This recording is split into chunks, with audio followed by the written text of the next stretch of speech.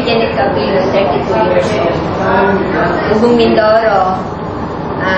Lumabas ako dito sa Manila dahil nagpagamot ako sa amin sa Mindoro na nagkaroon ako ng sakit na sabi, tumor and cancer daw.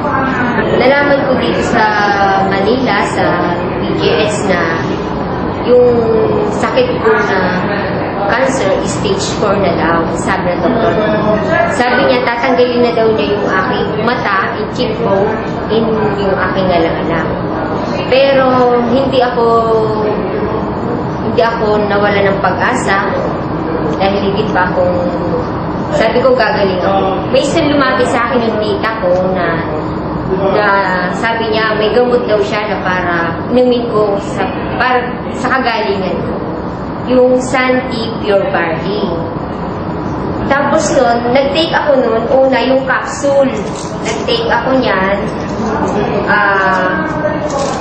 umaga, 2 capsule in morning. Tapos may lumabas dito sa aking ilong na may dugo na may para siyang nana. Yun. Lumabas siya sa ilong ko. Nung uminom ako nito, capsule. Sabi ng tita ko, sabi ng kapatid ko, siguro tita, mas maganda yun. Sabi, meron pa kaming mas maganda yung powder. Ito yung powder na tinitake ko dahil sabi nila, kailangan daw i-make a dose ko. Dahil ngayon sakit ko, cancer stage 4. Tapos nung tinake ko siya, morning and evening ko siya tinitake. Tapos tuloy-tuloy lang yung inom ko, umaga, hapon. Ito na lang pinagpatuloy ko. Wala namang binibigay yung doktor ko na ibang gamot, kundi ito lang yung ininom ko. Naglaman ko sa sarili ko na nagkaroon ng magandang improve yung hitsura ko ngayon. Nawala yung nararamdaman kong mga sakit-sakit, pati yung okay na yung mata ko yung naging okay na.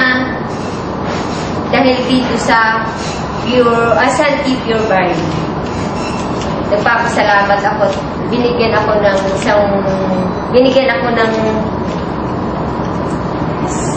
Santi Pure Barley na maganda para marurugtungan yung pangalawang buhay ko.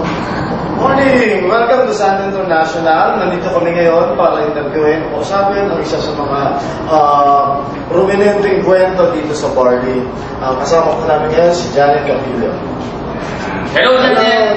Kasi pa siya ng Mindoro para magkwento kung paano nakatulong ang Pure Barley Cure sa kanyang naging karamdaman several months ago. Ito may sa head office at tinalap tayo ni Miss Janet. Kamusta, Miss Janet? Okay naman po. Okay na yung pakiramdam ko. Naging maayos na yung mukha ko, pati yung mata ko. Yung Pure Barley ko talaga napakaganda sa kalusugan. Alam mo ba kung kita na-meet ngayong araw? Kilala na kita sa picture namin, sa presentation namin, nakita namin yung mukha mo Kaya kanina, nung pumunta ako rito, akala ko, kanina artista ka, imagine mo yun. Siguro, Ben, mas maganda, tanggal natin yung kanyang eyelash para mas makita yung pruweba. Kasi alam niya lang yung nagkakatuwa at pag yung paper niya doon, makagamusta namin. Sabi, para daw yung si Margarito nasustok ni Manny Pacquiao.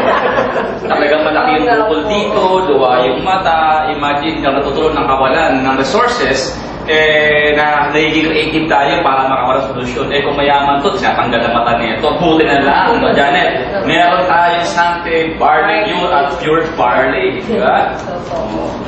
So ngayon, kamusta ka na? Okay naman po, malakas na. Hindi na nakakaramdam na sakit dito sa aking mga sinabi ng doktor ko na cancer daw po, na stage 4 daw po. Wala nung uminom ako ng Santi Pure Barley. Paano ba ito